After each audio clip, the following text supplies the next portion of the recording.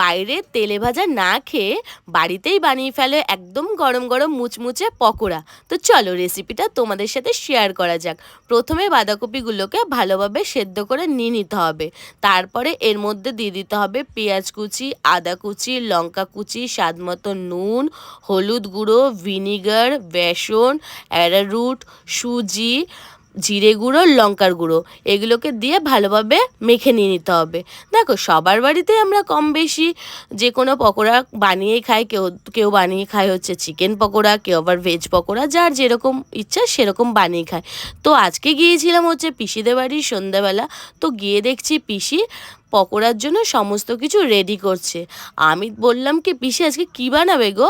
বলছে আজকে বানাবো বাঁধাকপির পকোড়া। আমি অমনিই বললাম ঠিক আছে তাহলে আমি একটু ভিডিও করব। পিসি অমনি বলল হ্যাঁ কর, কি আছে। তারপরে আমি এখানে ভিডিওগুলো নিয়েছিলাম। তো এইদিকে তোমাদের সাথে গল্প করতে করতে আমাদের পকোড়া প্রায় রেডি হয়ে গেছে।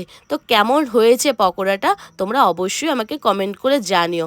তো এইটা তোমরা মুড়ির সাথে বা গরম গরম ভাত ডালের সাথেও খেতে পারো। তো আমরা বাড়িতেও এরকমভাবেই খাই। তো পকোড়াগুলো তো জাস্ট কোনো কথাই হবে না, এক কথায়